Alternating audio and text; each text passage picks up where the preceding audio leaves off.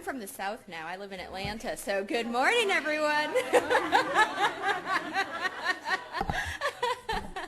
No, I've only been there a couple years, so I'm still learning my y'alls, and I grew up in Minnesota, so this is going to be a long transition. So I'm really excited about this panel, and I want to thank you all for joining us. My name is Kyan Bishop, and I work at the Federal Reserve Bank of Atlanta in the Community and Economic Development Program. And I was joking with the organizers that had they known better that this was an artist panel, they might not put us at 8:30 in the morning, because a lot of us don't usually shake loose until the double digits, but we're going to make do. So I recognize that this panel is maybe a little different than some of the others in the conference, and I'm sure that you've had some really engaging discussions yesterday, and you'll continue to today. So before I get started, I thought I might offer maybe just a few ideas and thoughts about the possible connections of arts and community development. I don't know what kind of the backgrounds that we have in the room here. Mine is a little bit mixed. I actually have been working in community development for quite some time, but it just turns out that I went back to school at one point and decided I wanted to study sculpture and got really engaged in doing site-specific work. And so I was really excited when they asked me to moderate this panel, because it kind of merges a lot of my personal and professional interests. And so I think it's really important for the community development field. As you know, a lot of us in our work depend on cross-sectoral collaboration and working with a lot of multidisciplinary stakeholders, and I think artists do as well. But maybe I'll offer maybe a few other thoughts too, and that simply is just that I think the creative community is very important in community development. We're in a city of Philadelphia where there's a very diverse arts sector. The city's cultural affairs department has really some kind of unique initiatives that a lot of cities are modeling after. A lot of you, if you haven't had the chance and you kind of are going around the city, you'll see the Murals Project. You'll see a lot of different neighborhood developments that have been driven by the creative community here. And being so close to New York, this is obviously, kind of a spillover for a lot of the creative folks who maybe aren't in New York but can still get there on a regular basis. And so I think this is really a timely discussion and a perfect place to have it. I think another connection between folks who work in the community development field and artists is that we're problem solvers, and we kind of like to think outside of the box, and we look at kind of working with others and kind of asking kind of a lot of questions about kind of how we look at situations. And moreover, I think that we all flourish where there is a rich network of support, and there are these kind of vast ecosystems that are able to be created there to support our work. I think that art and community development also is really about exploring change and thinking about what factors influence change and can be catalytic. Though I think where artists maybe are a little different is in kind of the form of expression, right? A lot of times artists are strongly motivated by conveying ideas, or maybe just promulgating more questions, and can help folks in maybe the community development field think about different themes and enrich our understanding of place and identity, and do so really with a sensitivity and emotion that I think is very unique. So I just want to draw a few connections here between what I see as kind of some of the arts world, maybe the community development world merging. We have a terrific panel here. I'm really excited to really hear and learn from these different presenters. Each is going to probably offer, I think, a kind of unique angle to this discussion. And so I'm really eager to get started. I think there are a few things maybe that we hope that you'll take away. The first is really just kind of expanding your understanding about perhaps how the creative community can be used as a catalyst or a tool for community and neighborhood revitalization. The second is really to help you think about your individualistic roles in your communities, in kind of how you might be able to contribute and play a more defined role in some of the arts or creative activities in your neighborhoods. And we hope to provide you some best practices, some programs and examples from around the country that you can put in your back pocket. And so to get us started, I'm going to just let each of the presenters maybe talk a little bit about themselves, their work, their organization, who they work with. And then we'll kind of do a round robin. So I'll ask Jasmin Aber to come up first. She's the co-founder and executive director of the Creative Exchange Lab at the Center for Architecture and Design in St. Louis. I think you'll really appreciate Jasmin's perspective. She's an architectural designer, a writer, a researcher, and a community leader who I think will have a lot to offer in terms of her perspectives around how art, architecture, and design can address neighborhood and community challenges. So I'm going to pass it over to you. And I do have time cards, but I'll just kind of go. Great, thank you. Yeah, I'll need that. Good morning. I will try to work from two computers because my printer didn't work. I really look forward to trying to connect a few disconnects between this whole notion and agreement about art and creativity as catalysts, but also from the disconnect between indicators and actually building and shaping the physical environment that projects and represents these findings. Now, presently I'm the director of Creative Exchange Lab, which is a non-profit in St. Louis, trying to connect architects and designers to work on public interest projects. Especially, the intention is that between having a job with for-profit and having no job, there is a canyon of nothingness, and there's a lot of skill sets that is just sitting there underutilized.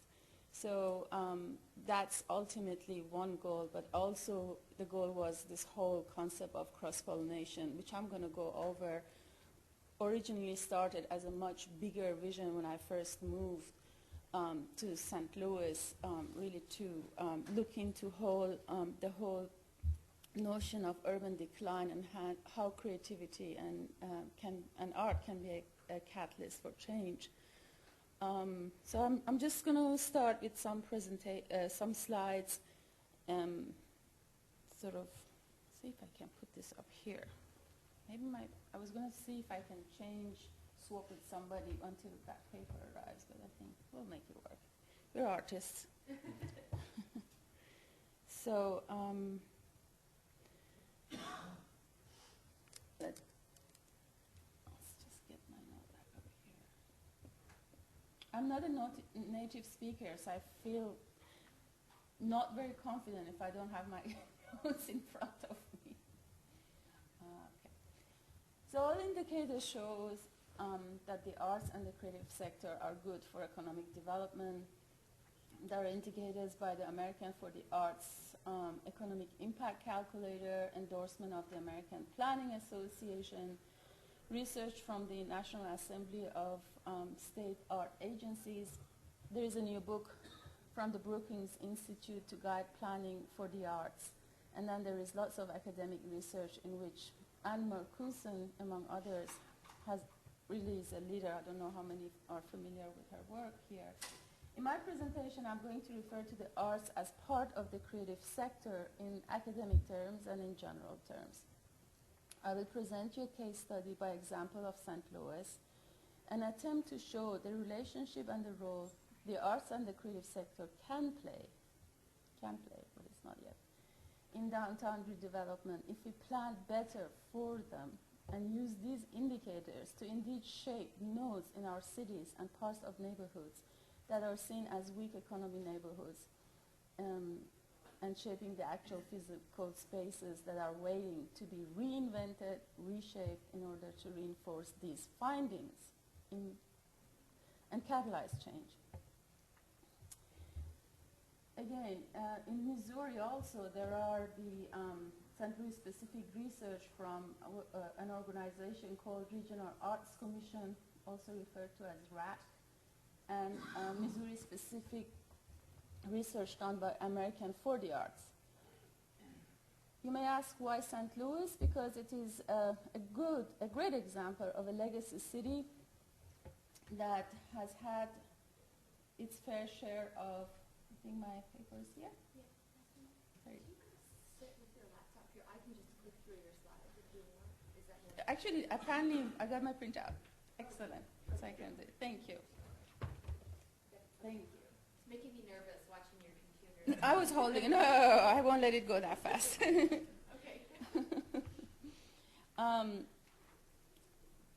So why St. Louis? St. Louis is a great example of what is referred to a legacy city, academic terms. There is the urban decline around the world referred to as the shrinking cities. These are post-industrial cities that have had, St. Louis has had its own fair share of challenges and in parts is still facing all the typical ones associated with post-industrial economy to the complex set of issues resulting from globalization. If you come from architecture and design background, like I am, one critical question becomes how to translate all these economic findings and all these indicators into the spaces. Now, I'm going to just sort of building consensus here about what is the new economy, why is it so, these are the things I'm attempting to translate as an architect and to designer into shaping parts of town to project these findings. So really it's because of ideas and innovation and the virtual values that innovation create. And the big question amongst that is for the creative sector, as part of the creative sector is, so what role do artists play? There is a secret recipe. I have borrowed this from Mr. Seeley Brown from Silicon Valley, who was the head behind Palo Alto Innovation Park that has really transformed our lives. There's nothing we do that has not been shaped or influenced by some or one or another product that came out of there. And really, the reason I'm making reference to this slide is because they have really nailed, this is the slide, they've really nailed the role of the artist in the big context of new economy and how it's an important part of promoting innovation. We have only 10 minutes, so I won't go through the details, but really this is examples of when you put left brain, right brain people really to work near each other and cross-pollinate, and then add technology, findings in technology, and new products of value are created. So that runs the engine of the economy, at least in the post-industrial Western countries. During the decline, one of the indicators that never went down was the research and development and the creative industries. Never. It always kept going up, was constant, very reliable. Back to St. Louis. So for many of you, I don't know how many are familiar, is your typical city by the Mississippi River in Midwest. And the area that I oops, did something wrong. Okay, see here, okay. This is where the arch ground is. I'm sure many of you are familiar with the arch ground. So this is the sort of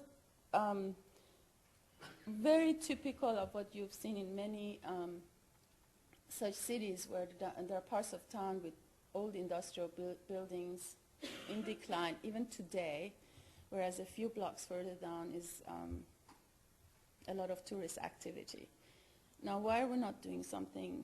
How do we translate and make use, and why should we use? Because it's within walking distance, and yet all the investment is going towards taking people out of the city. So millions go into highways rather than reinvesting in the city, right? Where we also advocate for sustainability. This is a new bridge that actually just opened, a few months ago. And this new bridge has really created a whole new node of getting into the city. This part of St. Louis is referred to the north of St. Louis, one of the most top 5 high crime. Again, it depends at what indicators you look at, but anyway, it's a problem, and it has suffered for a lot of disinvestment. That is, the crime is one factor. So there has been many proposals over the decades for what should happen, what could happen, and nothing really worked. Primarily because for your typical development project, you need a group of people who know they're going to get return on their money. So the high-rise and luxury with some affordable housing is just going to fall from the table very fast because there's just not going to be a guarantee that you're going to see return on your investment. Next.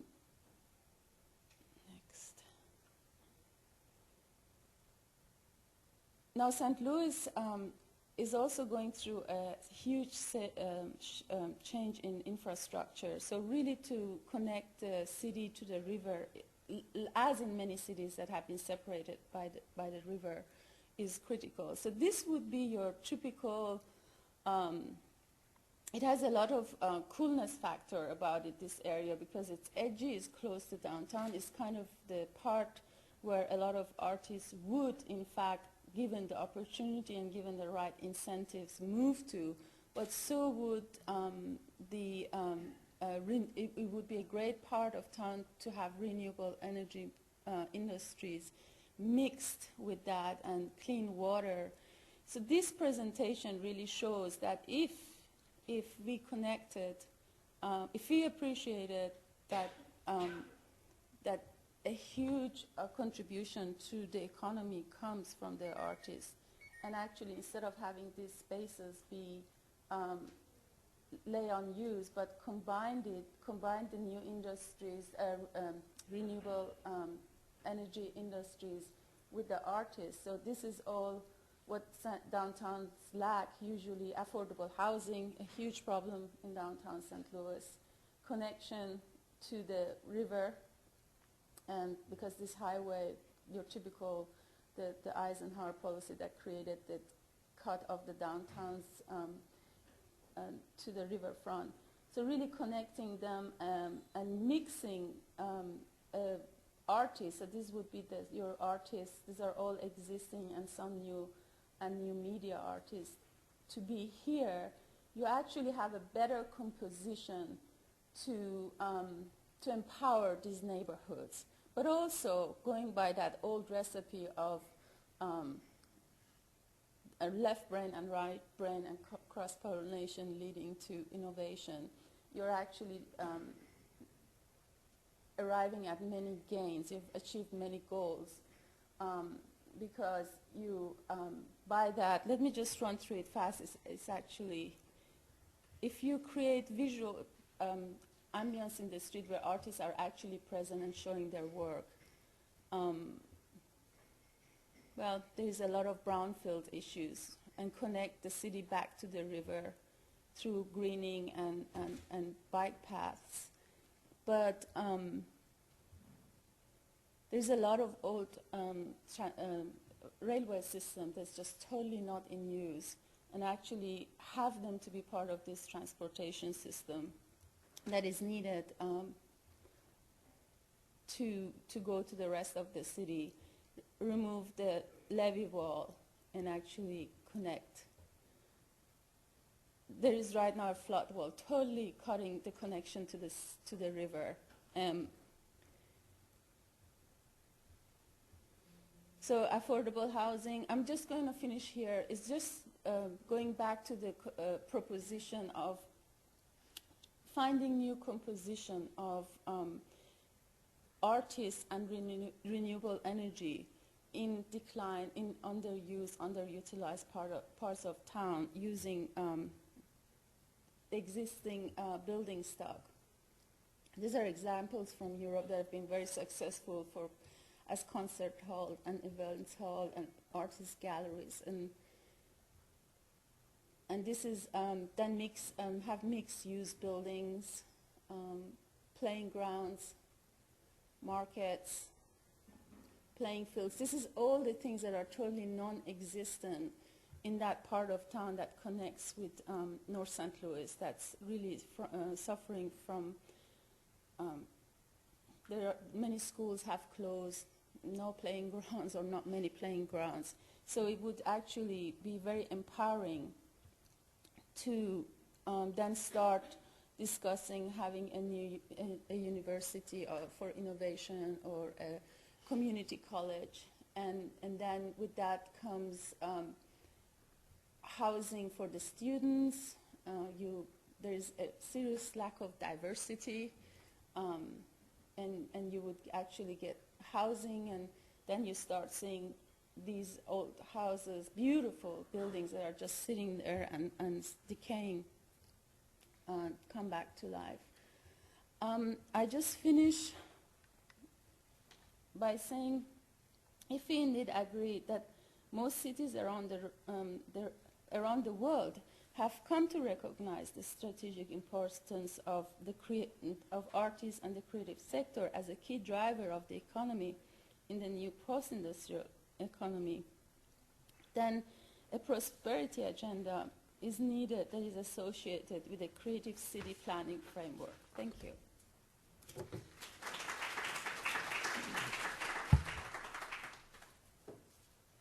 Great, thanks, Jasmin. Next, we're going to hear from Rick Lowe. And Rick, I just have to say, I am so thrilled that you are able to join us, A, because I know you're very busy, but also I think that your perspective here and your experiences are really just very aligned with the theme of this session. Rick, all the speaker bios are in your packets, as you've probably realized, so just really quickly, Rick Lowe is a visionary artist and founder of a project called Project Row Houses based in Houston's 3rd Ward, so I think he's going to talk a little bit about that. Okay, thank you. I am, you said I'm a visionary artist. Actually, most of the time I think I'm kind of more of a schizophrenic artist because, I am an artist. I'm not a community development specialist or anything like that. And so my interest in the community development is truly driven by my intention as an artist to investigate how art can actually impact the process of communities where people live, because my main focus is on people, right? But the project that I'm going to, and I say schizophrenic because I go back and forth so many different ways on this. Like when I first started Project Horizons about 20 years ago, and at that time I was really excited about the possibility of real estate, and how, being involved in real estate as an artist and trying to do stuff was interesting. And then I flip back over time and just think, well, really, it's really about the people. It's not about the real estate and the buildings and that kind of stuff. And then so I'll flip sometimes and think, okay, it's about large scale. How can you scale things up and make impact on that level? And then other times I flip back and I think, well, small scale is really good. So I'm just kind of always going back and forth. And even in terms of like what makes good communities and the balance between outside investment versus inside investment. And so I just kind of go all over the place. So that's kind of my start here. So I'm going to talk about Project Row Houses, which was started about 20 years ago. And the way that it happened was that at that time I wasn't doing art in the community this way. What I was doing, I was mainly doing paintings about social and political issues. And I would connect them with groups like Amnesty International, Human Rights Week, or issues around domestic violence and that kind of stuff.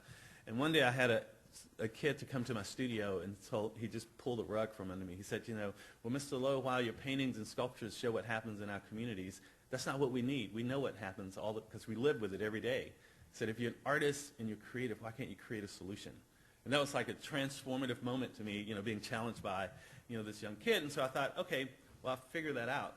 And so what I did was I closed my studio down, and I just started to hang out in the community as an artist and just trying to listen and see what was going on. I got myself invited on a tour once with some activists that were mentored me, and they had pulled together city and county officials to go through the neighborhood to identify dangerous buildings that they wanted torn down. And so these are just some images that represent what this group of people were showing the city and the county. So little houses like this that were kind of in bad shape, falling down, you know, and what people were concerned about was the crime element that was kind of generated around these properties, and they wanted them torn down. So, but then, of course, you know, I was kind of searching for ways to interact in a positive way in the neighborhood, and I started to just start spending a lot of time in the neighborhood on my own, and I started noticing that if you looked at if you define the neighborhood by the falling down houses, then you'll get one perception of it. But if you look at it from some of the other qualities of some of the houses that were well kept, they had an interesting kind of quality to them, and I started to kind of pay attention to that, and that began to get my thinking around how some of these little houses have a certain kind of quality that connects to history and culture in ways that might not be present in some of the older houses. And so then I ended up going back to the artist. This artist's work, his name is John Biggers, who did a lot of work around the issue of shotgun houses in Southern culture. And he had framed the importance of the shotgun house as a major part of the Southern vernacular architecture. And traced it all the way back to West Africa and all that. That's a whole other story. So what I decided was that, okay, well, that's interesting because this was feeding into what I was seeing in these houses that I was traveling through. And so I kind of started to think, well, maybe we should I just did a lot of studying of this guy's work. And basically there were certain elements that he talked about that made these little communities function well and made them valuable. And what I extracted from it was there were basically 5 aspects. He talked about the architecture was important. He talked about art and culture, education, social safety net, and economic sustainability. Those were the things that he said, like, just kept these communities going, right? Even at a time when African Americans weren't supported in a lot of different ways and were discriminated against. And so I came up with this idea to try to build a living John Biggers painting in one of the sites. The site of the house at the very top, that was when we first went on the tour. And they said that because this was a block and a half of 22 little shotgun houses with an additional like 2.5 blocks around it that was all vacant.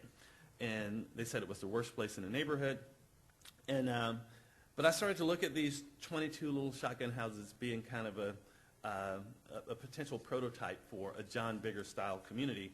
And so we went through this process of organizing people in a way that we could reclaim this and build it into a community. Basically, honoring the architecture as it exists, generating some arts and cultural programming, education programs, social safety, social service programs, et cetera.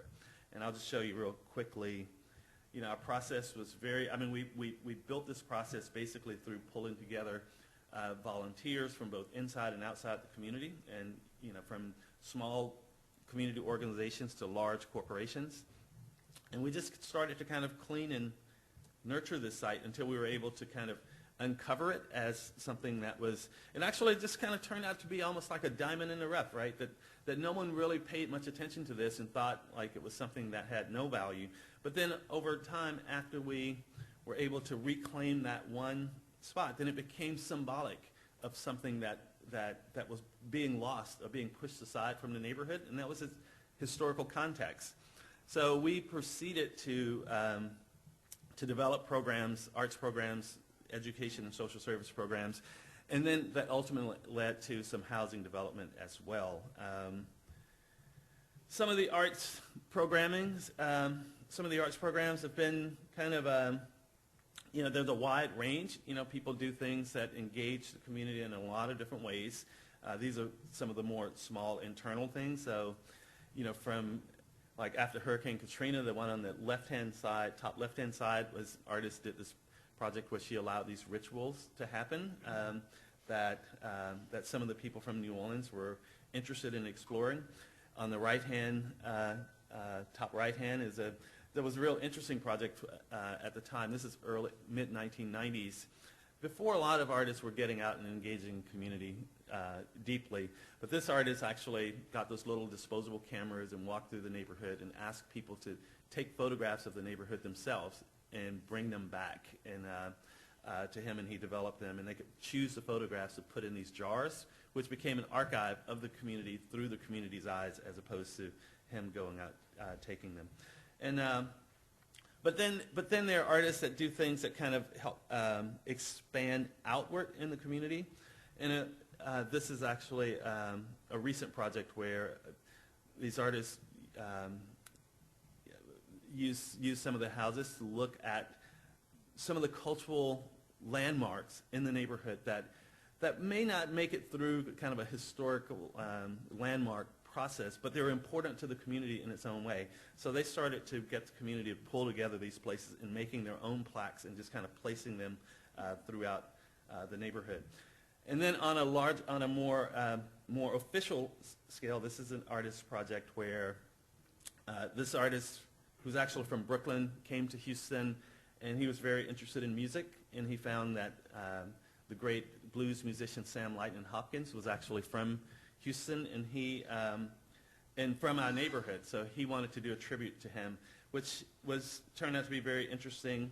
You know, he did this art exhibit at the houses, but it actually galvanized a group of preservationists to actually push for the establishing a historical marker for Sam Lightnin Hopkins, which is kind of one of the first, it's actually one of the first historical markers dedicated to a musician in the neighborhood.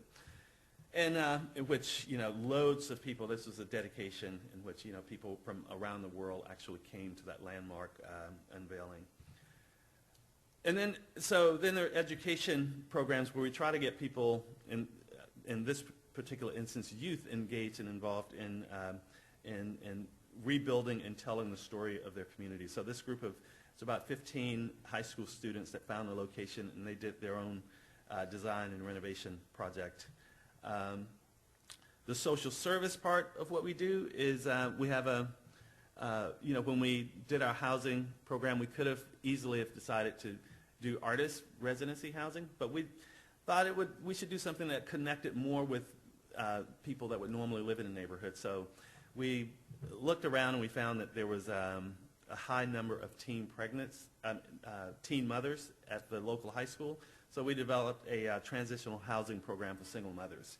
And partly that program is fueled around, you know, giving women who are kind of struggling with, single women who are kind of struggling, giving them 2 years of time in a house that is designed specially for them to kind of propel and go on with their lives. This is where Project Our Houses is located in the context of downtown Houston, so it's very close by. And all of this was abandoned and vacant when we first started.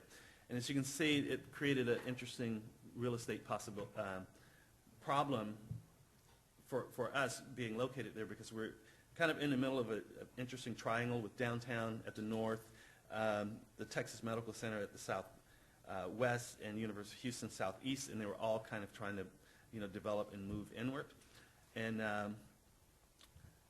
So a lot of this kind of stuff started happening, right, where, you know, the small houses were taken down, larger townhouses were being developed that were out of the range of people who would normally live there.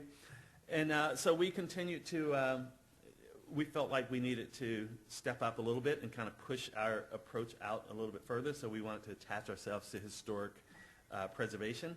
And so we started to get some smaller scale historic buildings. This is the El Dorado Ballroom, where Lightnin Hopkins actually performed, and a number of other performers during the day, and we kind of reuse this for different kinds of programming nowadays. Even smaller structures, and we're trying to do these kind of structures to at least hold on to some of the scale, some representation of the scale of the neighborhood, and these are reused for different functions.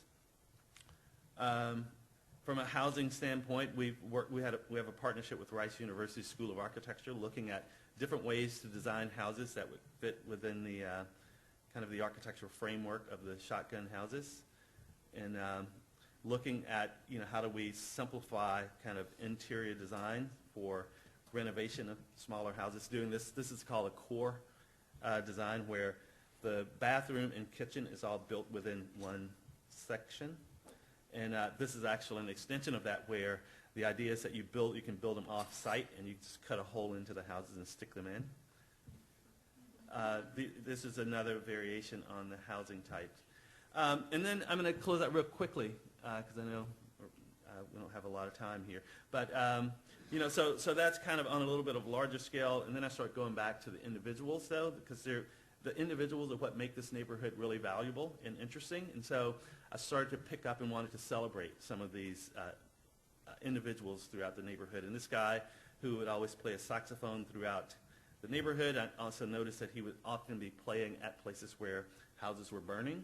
And that at a certain point in time, there were a lot of houses burning in the neighborhood. I think, through arson or whatever, and it was so I wanted to kind of celebrate this person and contextualize him within the value of the neighborhood. This is another story, and I might just end on this one because I'm running over, but and this guy really represents everything about the value of people and how we kind of push the value out sometimes. Just like people that push the value of these little shotgun houses out of sight, we were able to kind of reclaim that and show it in a different context. Well, this guy who had been, his name is Eugene Howard. He had been in prison for like 20-something years. Got out, he didn't read or write. He couldn't read or write, but he was back in the neighborhood trying to figure out how to fit in. And someone told him to come to Project Row Houses.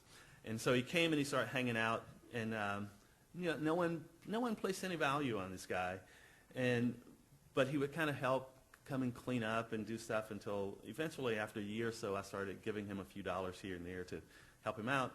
And every time I gave him money, he'd come back with these big plates of barbecue, and I would tell him, I would say, look, you don't have to do that. I was giving you money just for yourself. And he was like, yeah, but I like to do this, And the other thing is this funny. His name is Eugene Howard, but he calls himself brother-in-law.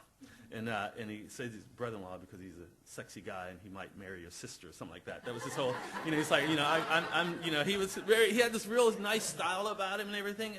And so I really grew to take an interest in this guy and like him. And I'm like, this is really, so over a period of about 3 years, it took about 3 years. And one day I sat with him and I said, so brother-in-law, if you had another chance in life, what is it what you've liked to have done with your life? I mean, what could you have done that would have changed, your story? And he says, well, I like to cook, so maybe I would have liked to have a cafe. And so I sat around and I started thinking about it the way I did this poster of this guy playing the saxophone. And I thought, well, maybe I should do a portrait of this guy the way that he would see himself, as in his best case scenario. And so I ended up redoing this. We went out and we got like some, got him all fixed up, and he made barbecue. And we made this poster, and it was supposed to be just a poster in the beginning, just to kind of, a little funny thing. But then later we thought, but maybe we could actually use this as a way of helping him fulfill his dream. And a little bit of time, all of a sudden, he began to be the person that supplied, barbecue and stuff with special events that we were doing, and people really liked the posters, so we started doing them on T-shirts and on mugs, and he just became like a complete kind of little celebrity, in the neighborhood, and it just reminded me that on the large scale of Project Row Houses, trying to kind of wrestle with housing issues and larger real estate issues, but it's still just about the small stories and the individuals of the people that make those the larger context have value. So thank you.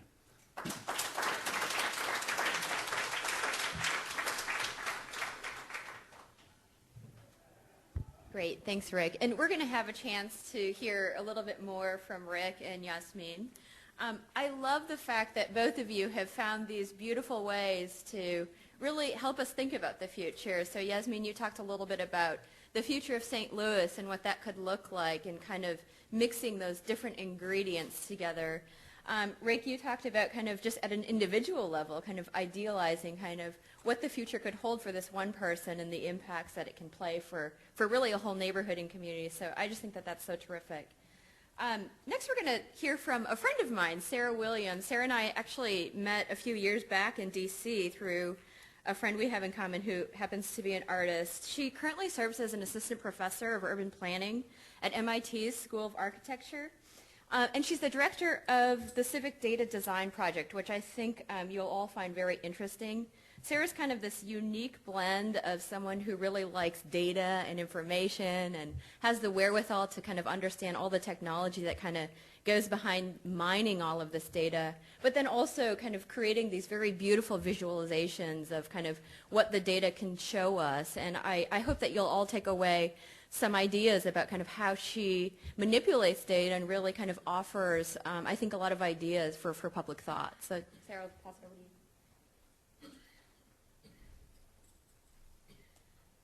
Thanks so much, and I'm so excited to be here. I'm just curious, how many people here work with data? A lot of you. See, that's great. So hopefully this will be relevant to you all. So I run something called the Civic Data Design Lab, and really what the lab does is take data, and I don't know, the colors look a little off on this. I don't know if there's anything. No, we can't do anything. It's white on my screen, so I have lots of colors in my map, so they're going to be a little bit different. Anyways, but one of the things that I do is I take data and use them to expose urban patterns using design to communicate. So a lot of times when we work with data, we have an Excel spreadsheet or kind of a chart. And I kind of try to take that data and transform it in a way that can communicate to broader audiences. And so what I mean, and I'm going to show you a project, early project that I did as part of the Spatial Information Design Lab at Columbia, which I was at before I was at MIT. And this is, we took data about the criminal justice system, and actually these are points, locations of where people lived before they went to prison. And then we added up how much it costs to incarcerate them. These very bright red dots show locations where it costs over $1 million in just 1 year to incarcerate people from those blocks. And we called those $1 million blocks. And if you focus in on this community here in Brooklyn, which is called Brownsville, you can see this 12 contiguous blocks, over $12 million was spent to incarcerate people in those blocks. And the idea is that these same communities don't have the types of city services or reentry programs or ways to kind of alleviate the systemic issues that are causing this type of incarceration. So instead of thinking about job training programs, we're spending that money to incarcerate these people. So the idea was to expose that issue in a different way by taking data from the justice system and then using it to kind of present kind of a policy position through maps. This actually showed kind of the idea that there's a mass migration from Brooklyn upstate to these prisons, and each line represents the location of an incarcerated person and where they went to prison. It's kind of a migration out of the city. The maps were eventually in the Museum of Modern Art, and I just mentioned that because the idea was to communicate this issue not just within the criminal justice policy world, which knew that this was a problem, but to bring it to multiple publics. And so by creating compelling images and maps, art, we hope to bring this idea beyond those that know that it's an issue. And what's really interesting is the maps actually were used in the 2009 and 2010 reentry program in Congress, and actually allocated reentry money, or used as evidence to help support reentry policy money. So one of the things, so these are kind of projects that the lab works on. How do we take data, communicate it in new ways? And I'm going to talk about two other projects that I thought would be interesting for community development that we've worked on in the lab that focus on using tools for collecting your own data and then representing it. So one project started for me in Beijing, China in 2000, this is actually 2004, and it's a hazy, murky mess, and I thought, how are they going to have Olympics in this city with the pollution the way that it was. So I thought, how can we expose the air quality conditions in China? How can we develop a sensor that would allow us to measure that air quality? And how could we gain access to venues to tell the story to the largest audience? And so we partnered with the press to do that. And actually what we developed was air quality sensors that were mobile, and we teamed up with the Associated Press, and we gave them to all Associated Press reporters. So they all were given cell phones, the same cell phones during the Beijing Olympics, and then we attached the devices to those cell phones. So these are just some of the AP reporters around town during the Olympics. And we developed kind of a series of visualizations with the Associated Press and ourselves.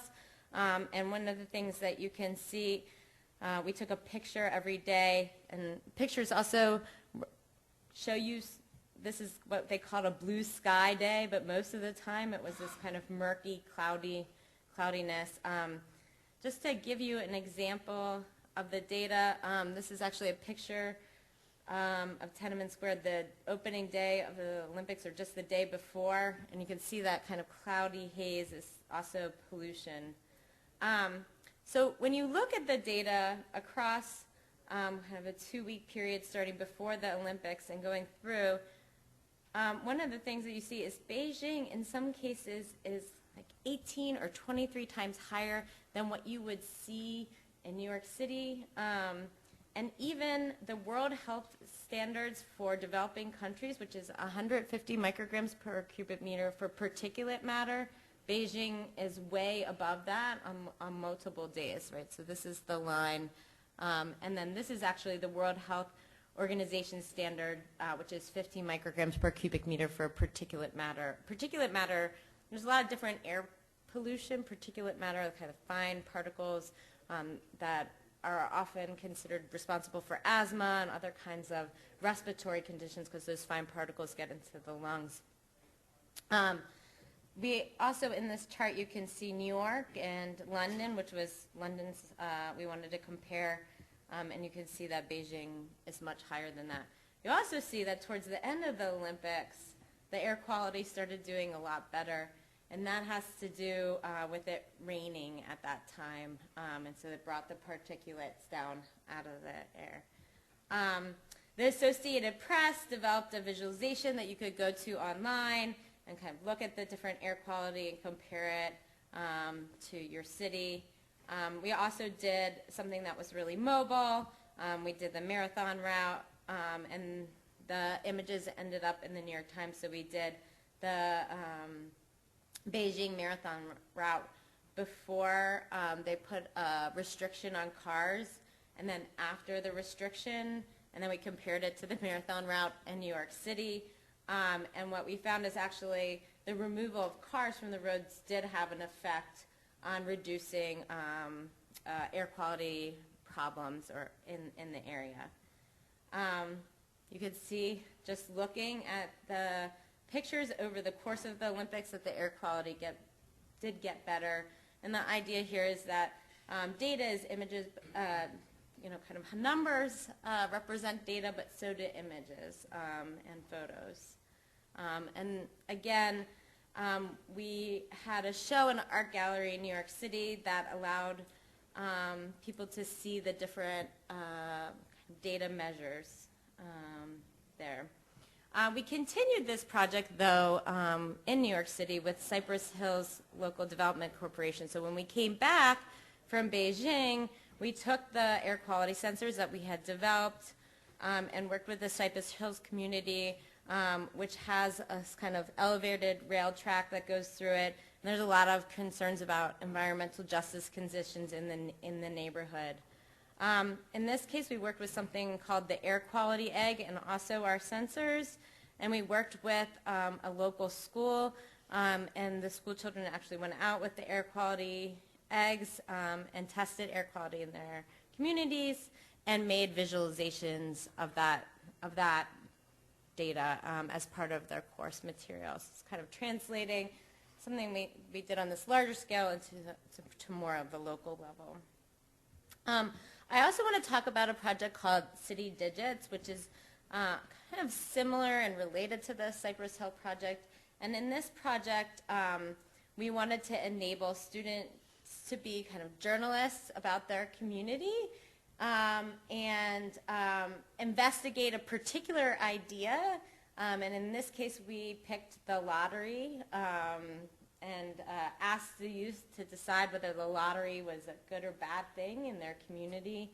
And then they also used data and crowdsourced photos and interviews using a tool that we developed for the youth. So the idea was, in this project, is also to build data literacy within the youth, to teach them how to kind of interview and interact with their community, but also synthesize the data that they collect and tell stories from it, from their perspectives. So we started with data exploration, and the tool that we developed had a mapping component that looked at kind of median income. It also had data on how much money was spent on the lottery and how much money was spent per income, and so what percentage of people's income is spent on lottery tickets and so forth. And they were able to explore that data. Here's the income spent on lottery, and they could compare their neighborhood, which was in Bushwick, which we were working in, with Park Slope, and then they could see the different percentages. And this is actually part of a math curriculum within Bushwick School for Social Justice, which is who we're working with in this area.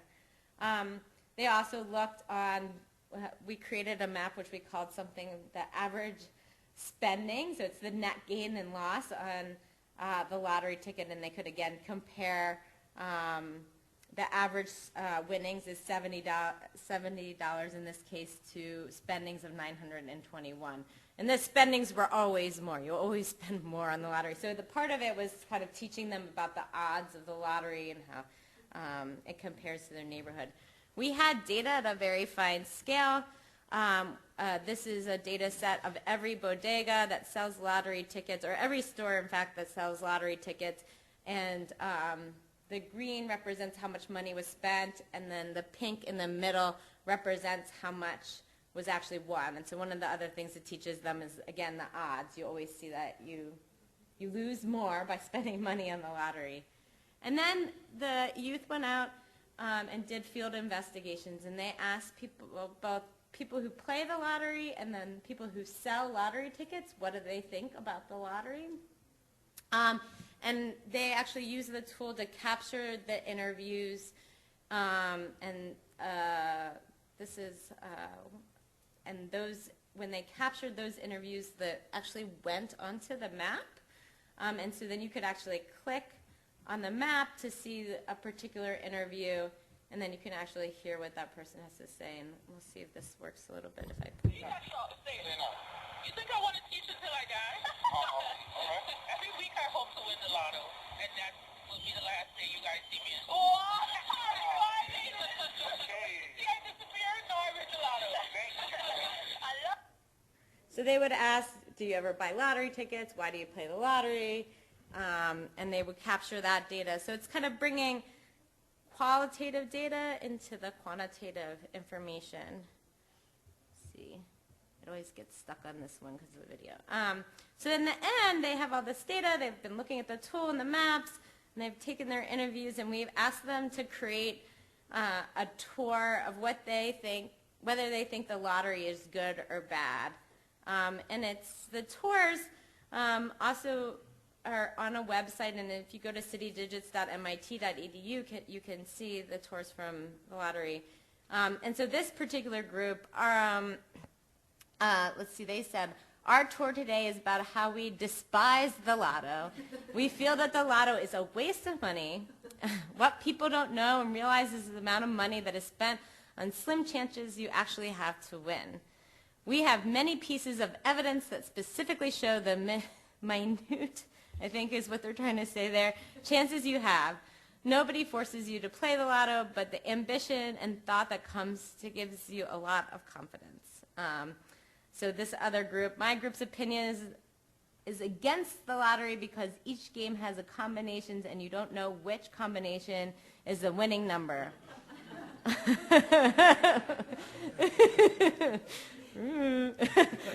Also, there is one winner over 175 million people that play the lottery according to Powerball. So one of the other things that they did, it's a lot of fun. One of the other things they did as part of the curriculum that we designed is they actually kind of looked at the odds. So some of the evidence comes from that. This group said, we interviewed random person and we asked them, what are your thoughts on the lottery? The person was named Michael Perez. His opinion on the lottery was that it was a kind of pointless. He says there's 1 out of a million chance to win. Out of all the people that play the lottery, it's not a definite that someone will win. I don't know if I put, yeah. And so the students created several different kinds of tours. And what it really did was allow the youth to relate to the place they live, but also taught them math in the process, but also taught them about their community. It allowed them to take and synthesize qualitative and quantitative data. So the idea that data can be both a map or a number, but it also can be an interview or an image or an idea. And then it allows the public to tell stories about the places they live. Right now we're working on the next phase of that project, which is about informal banking. And what we're trying to do with the tool is make it more modular. So in this part of the tool, it was developed specifically for the lottery. And what we'd really like to do is create a tool where any teacher or interested urban investigator could actually take the tool and add their own data to it and use the different components that we're developing. So the interview tool, which the interview tool we realized really needed to start to add media to it. So not just interviews, but what if somebody just wanted to sketch something or add an image or a photo of a place or a note. So we're adding kind of components of that to the tool. And this is part of an NSF grant that I'm working on with Brooklyn College, the Center for Urban Pedagogy, and teachers from New York City's Department of Education. And so hopefully the next tool will be released in hopefully next November. And so that's it. Thanks so much for having me.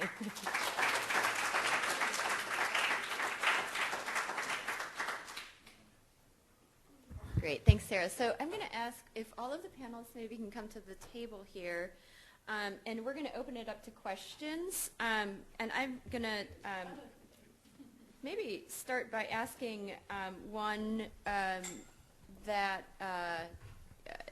particularly Rick and Sarah, I think I'm interested in your perspectives on, but you too, Jasmin, and that is simply about collaboration. These are kind of gigantic projects, and I'm guessing that sometimes they start with kind of a small idea and it seems like they evolve over time. Rick, I love the story of you talking to this group of high school kids and kind of maybe them helping you think about your work differently, or maybe your role, the role that you could play as an artist in Houston. So let's talk about collaboration. Who are kind of the key folks that you all work with? Who are the most important ones? Who's missing from kind of the work as you see it now? And Rick, maybe we can start with you. Well, I think, I mean, to me, collaboration becomes essential if you're doing it if the goal is to empower a community, then you can't just do it for them. So you have to find ways to figure out how to include them and have them be a part of it. So for me, I always kind of start, I like working through individuals. I like to kind of do a lot of work connecting with individuals and then kind of going from there and allowing it to connect me to organizations, institutions, and so on and so forth. And I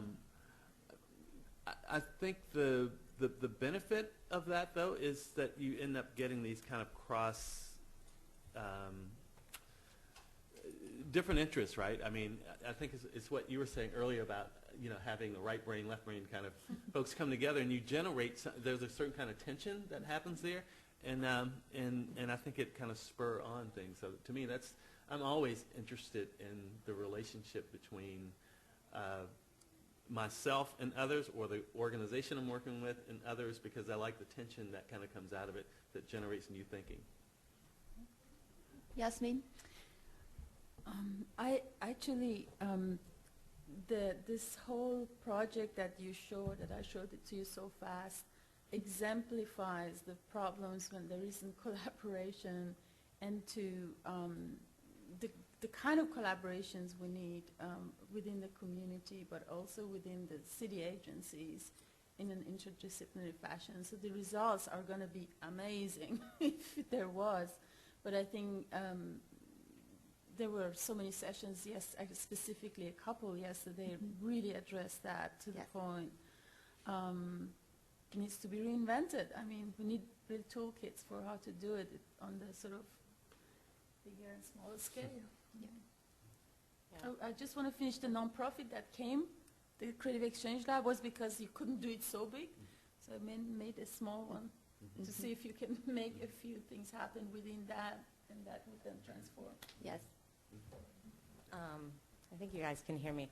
Collaboration is absolutely essential to the work that I do, and actually I'm just writing a book about that right now, and talking about how each one of the projects I showed involved kind of a series of collaborative efforts. I think of myself as the data visualizer in that, but I need a policy expert to really tell me, well, what are the key policy issues that we want to expose here? I like to bring in graphic designers to collaborate with me. I like to bring in the press. I think you can't kind of do an art project where you want to kind of expose patterns of multiple playing fields if you don't kind of bring in this kind of collaborative group that knows about the issue and helps you kind of bring it beyond the scope that you have. Can I add something to that? I think, and because we just kind of talk about collaboration as kind of a very generic thing, I think when you go, there's a certain kind of value and quality to collaboration. I think that we can sometimes miss, and I have a kind of an example of one of those situations where I was the person that was responsible for the collaborative nature, and I fell at it, right? So I was in a situation through the Seattle Art Museum that was developing a project, the Olympic Sculpture Park, and they had the Annie E. Casey Foundation that was interested in investing $1 million into the park, but they wanted something for foster youth. And so they brought together this great British architect, David Adjaye, and myself as a team to develop something. My role in that was to really kind of make sure that the foster care youth and that this was a collaboration, right? And we went through this entire process of working on it, and then the Casey Foundation withdrew their offer to give the money, right? And it was like, well, why did they do it? Well, the problem was that it wasn't a real good collaboration, and I failed on that. I think the relationship between the art museum, the representation of the art museum, and the representation of the foundation was not equal. It was not balanced, and I didn't see that, right? So there were people sitting in the room, and they were nodding their head, saying, yeah, but they didn't embody it. They didn't own it, and they couldn't sell it to their board, And so it was if the collaborations didn't have a certain kind of quality to it, it still didn't matter. Great. I also have a question about impact and related to kind of program and policies. And so I'm kind of curious to know, Sarah, you mentioned that, the richness, I think, that within your work that gets explored through kind of an audience that is sometimes absent is kind of this policy making, or kind of folks who understand the underlying policies of issues that you're working on. So can you talk a little bit more about that? How do you view success in your work? Who is your audience, and kind of where does kind of the idea for your project start, and maybe it kind of ends differently, and then kind of how does that work out in your mind? How does that settle out? Right. I think in kind of more artist work, it's really hard to measure the impact, because I think about this a lot, because part of the idea is to get the image to spark ideas in others' minds or creativity. And so I think the $1 Million Blocks project is one I always show at the beginning because I didn't imagine that it would spark the attention of so many people and then actually be used in Congress as a way to create evidence for the reentry policies that certain lobbyists were pushing. But I feel the kind of a success is, when even I affect or bring an idea to one person. I think I'd hope I would bring it to much larger audiences, and that my idea that gets replicated by others or kind of mimicked, or the kind of thought that I've brought an issue to somebody beyond myself. But I do try to expose policy issues, and one of the things I really do try to do is bring the images that I have into the press or into the media, and to use that kind of journalistic quality as a way to kind of bring an issue to a larger public. But I think it's a really hard question, because how do you measure the success of an image? Yeah. Jasmin, do you have thoughts on that? I'll go after you, just to Okay. think about it. Sure. Well, measuring success from the art side, that's one of the biggest challenge of kind of the arts and community development thing, because it can, there's something that can be successful as art, but maybe not necessarily move the agenda of community development forward in a way that we like to think of it. So yeah, it's a tough situation. I mean, there was someone that criticized Project Row Houses because it said that if we were the arts answer to housing, because we've developed now, we have like 70-something units of housing. He said that the housing issue in Houston is like 10 to 15,000 units of housing, and we're only doing 70, right? And I said, so you're not really, the impact is not there. But once again, though, if from an art side, though, the housing that we've done has created a certain kind of image that generates a certain kind of conversation that you can't really measure the impact that conversation is having on the housing market. Right. Yeah, from the architecture and design background again, usually the brief, the success is when the quality of life indicators have changed and improved. It's that simple. And what basically artists, architects, designers do best when they do good is they have added to the quality of life. And which is an absolute mystery to me a lot of the times, why, say, in the profession of architecture and design, not a lot more go and work as nonprofits. I tell you, it's crazy because there isn't many precedents for that. You usually provide this service, which is actually systematically, it's a training between art and science and everything to improve quality of life, but you only give it to those who can afford it a lot of the times. And which is why this whole question, every city I went, or many the cities I went, noticing that it's so easy to improve quality of life. Project Row Houses, it's just doing a little bit of sort of care and mobilizing people. So success is measured that way, but I think if we could connect some of your data collection to show that there are several things that are just not meeting at total disconnect, we might be more successful. I like what you said about debate as a measure of success. I think like part of kind of making a visualization or intervening in some ways is sparking a debate. And I think if you can spark a debate and spark a conversation, that's really kind of brings a lot of, that is a measure of success. Yeah, it's shifting shifting the narrative sometimes can be very important, and giving people a different way to talk about places. That's a huge value. So I'd like to dig deeper a little bit into that, and then I'm going to open it up to the audience. But you all have these kind of unique roles where you're working across perhaps folks, community leaders, nonprofits, public sector folks, locally elected officials. Rick, I think I read recently that you were appointed late last year to sit on the National Council on the Arts, which advises the National Endowment of the Arts Chairman on programs and policies for our country.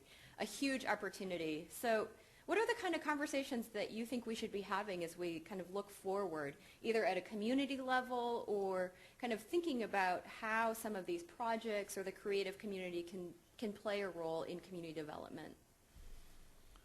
Well, my sense is that for the longest time, I mean, the arts have been on the outside. I mean, it has kind of kept itself, as you said, Jasmin, in a smaller sector of the community.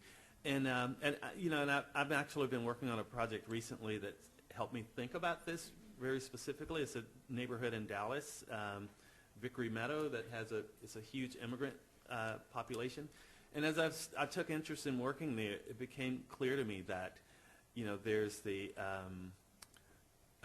a social service sector that's interested in that neighborhood. There are, of course, developers, property owners. The religious sector is interested in that community and trying to, help these refugees and immigrants kind of work things out.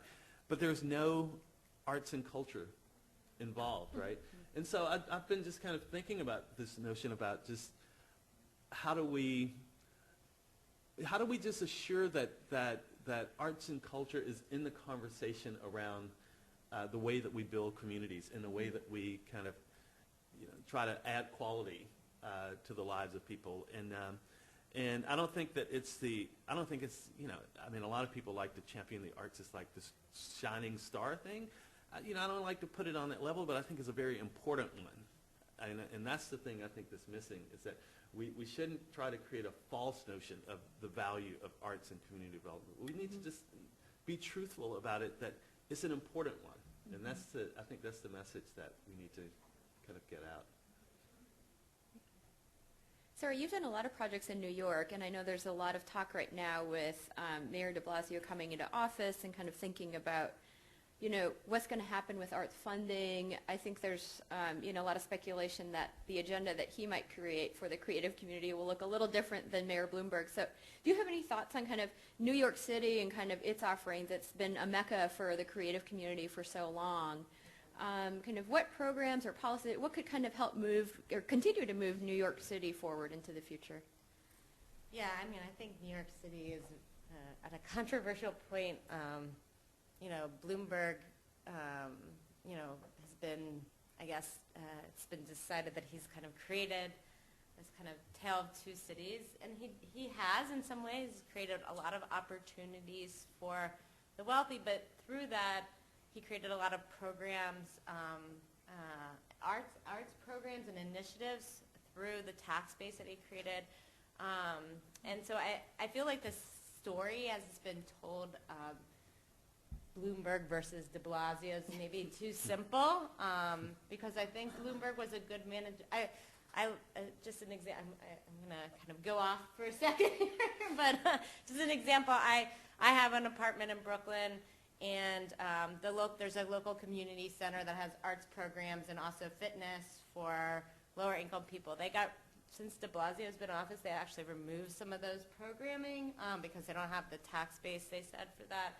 Where I feel like Bloomberg tried to keep those kind of programs in play, kind of thinking about how you can use kind of some of his development policies to help fund some of local policies in neighborhoods. But I think there's still a lot to happen in the de Blasio administration. But I think in terms of thinking about kind of arts and the creative community, I think we think a lot of times about artists being kind of the spark for development, and kind of if you bring the artists in, it can really change the economic patterns. But I don't think that you can do that wholesale without really engaging the community that you're in. And I think that's often forgotten in kind of the language of the creative class and kind of the language of Richard Florida. I don't know if you guys are familiar with that line of work, right, which really I think has done a detriment in some ways to the creative community as a solution, right? Richard Florida's work says if you kind of build artist communities, then the wealth will come with it. But I don't think it necessarily works like that. Economic development is multifaceted. It's about working within the communities and how to engage that community's artistic style. And I think that's the problem with some of the creative class conversation, is that it thinks about bringing kind of these outside artists in. And so it's kind of developing that supportive network within the places you work with is really important. Great. I don't know if it's really complex, as you indicated. I mean, the critique to the creative class approach is like the knowledge sector. So you're talking about the creatives that are high skilled versus creatives non-high skilled. So these are really the biggest problems from Florida's angle. But I think in my presentation I was trying to show the value, and I'm sorry, my back is focusing when I speak, the value of whether it's in a very small area, such as your case, the row housing, or what you've shown through data, there is something really important happens when unusual things meet. And this is what that creative community does. It's very organic, and it's not cookie cutter, but it's absolutely, all the indicators show that it brings positive change. So I guess the big question is why, when we have the data that is representing these facts, say within the IT industry or biochemistry, there are these zillions of dollars created for incubators and this and that. Why can't there, as evidence shows, why are we failing to connect the disconnects and really invest in the creative community as a sector?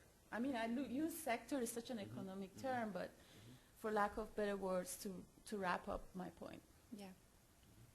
Yeah, you know, by many standards, I think the U.S. is a little bit behind in a lot of this. I know, Jasmin, you've done a lot of work in Germany, for instance, and the investment that Germany, you know, makes for artists and the creative classes is significantly more than what we do here. In kind of preparing for the session, I read about this program that I guess Mexico and other countries have adopted. Mexico adopted it quite some time ago, and that was a payment in kind program for artists to be able to pay their taxes through the donation of a work, and it's really, really simple. So what happens is that the donations are made according to reported sales. So an artist sells between 1 and 5 pieces of art in a given year, they need to donate 1 piece to the federal government. And if the artist sells between 6 and 8 pieces, he or she donates 2, and so on. So there's an annual cap of, I think, 6 donations per year. The art, if it's of particularly high caliber, it becomes part of the National Heritage Collection and is displayed in permanent exhibitions throughout Mexico City and really throughout the country to fill public museums and administrative buildings. So kind of what a unique kind of idea. I know that they haven't done the math to figure out kind of lost revenue on this. Maybe that, you know, we can address that at a future point. But, you know, I just think that as just kind of one small idea to kind of help artists or help the community, you know, with some of the financial burden that I think kind of takes place in a lot of these projects, and kind of that's kind of an innovative thing. So let me turn it over to the audience. We've got maybe 10 minutes or so for any questions that you might have. And if you could, there's a microphone here. If you could just introduce yourself quickly before you ask your question. Can I just make a last point to what you said that might really be fitting? Europe, it's only a recent phenomenon that Europe became this united European. Before it was France, Germany, Italy, you had all these.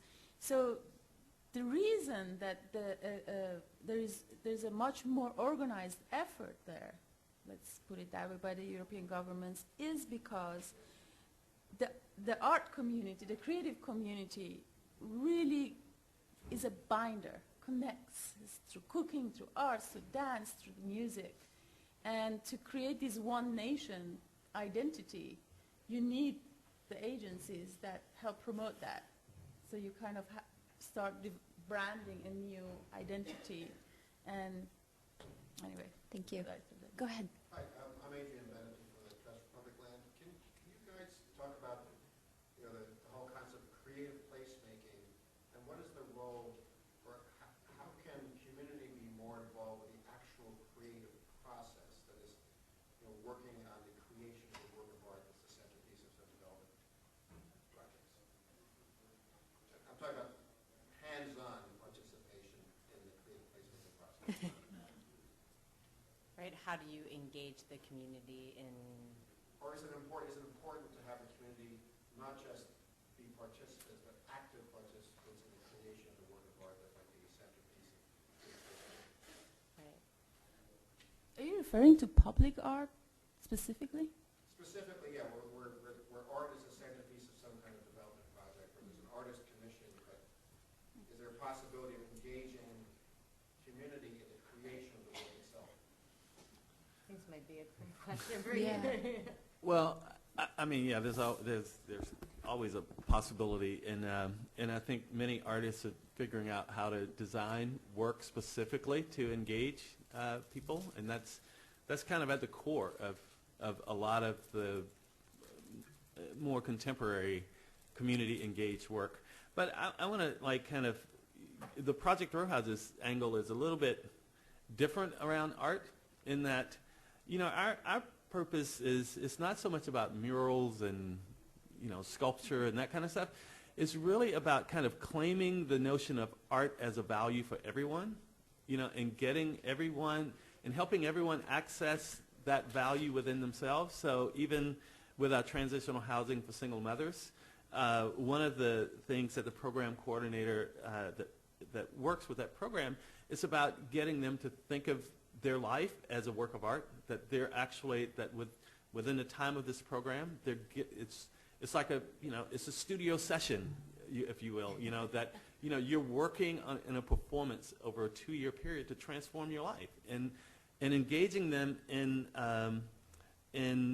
different kinds of art practices help them access that, right? So with them involved in dance classes or art classes and that kind of stuff.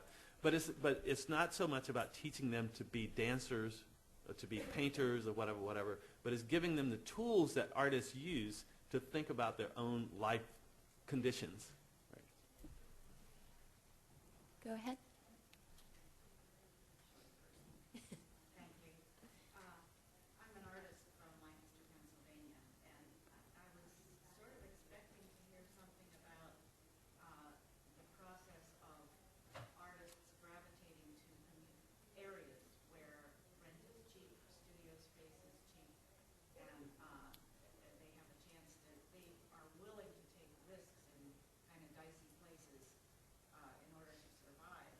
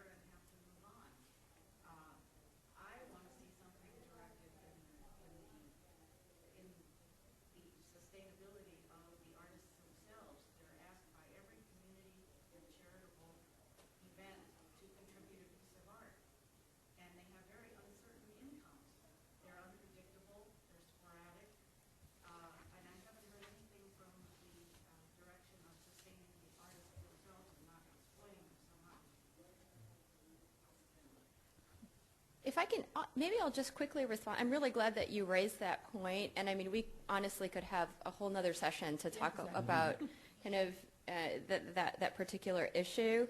I'm not sure if I've just found this new resource, which I think is kind of cool and really kind of looks at some of these issues. It's called the Compensation Foundation. And what it is really a public online platform that encourages artists and other members of the creative community to share various kind of information about kind of really how they're making this all work.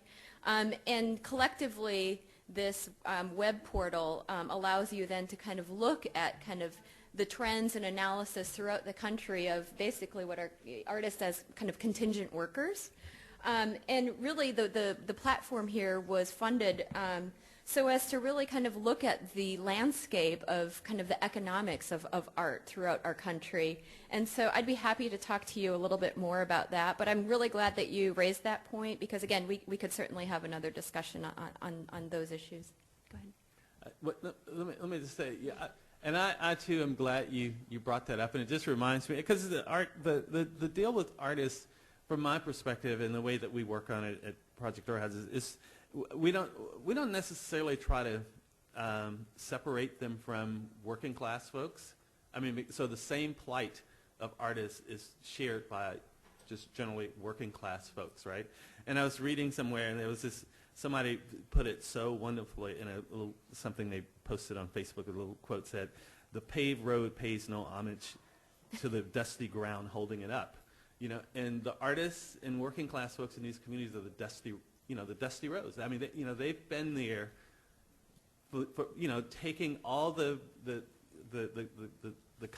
doing the worst of times, and then when the new comes, it just kind of rolls right over it, and it's a major challenge. I just want to say one more. The so-called Soho effect used by many developers to sort of start off projects, and this could be a whole session, but ultimately I think this is another good example of the exploitation of artists, as you put it, that where it's so much passion towards against regulation and the local governments and government's role, you do need whatever happens between public and private sector to be regulated by the local government. That is a good example. So otherwise it's exploitation, and that is an example, and as it is in many others, like affordable housing. I mean, there are things that just needs regulation.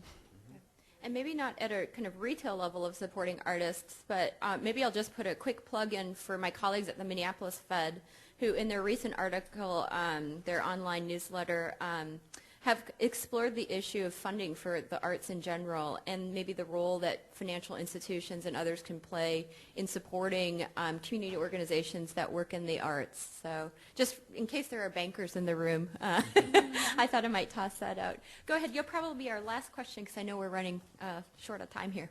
Okay. I'm Marilyn Brown, and I am with local government in Ohio. I'm a Franklin County Commissioner in Columbus, Ohio. And what I wanted to say is there is a way to support economic development and art. In what we did is build a new courthouse in our downtown. What we did in building that courthouse was make sure that we built it in a way that we included local artists in the planning of the courthouse and put local art in that courthouse. What we found 3 years ago when the courthouse opened, it's a calming effect for people who really don't want to come there. This is they don't want to be there. So when they walk in, and what we were finding in the old courthouse was lots of graffiti in the court. People were not taking care of it. This new courthouse is not had any graffiti. People take care of it. They respect it. It's a calming effect for the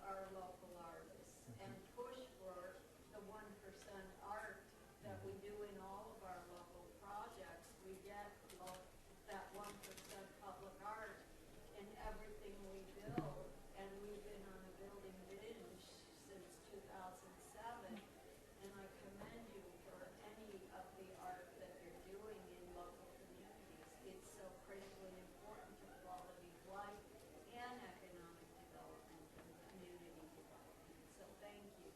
Great. Thanks for those remarks. And I'm personally very familiar with Columbus, actually, and they do have a lot of really unique programming there for supporting the creative community.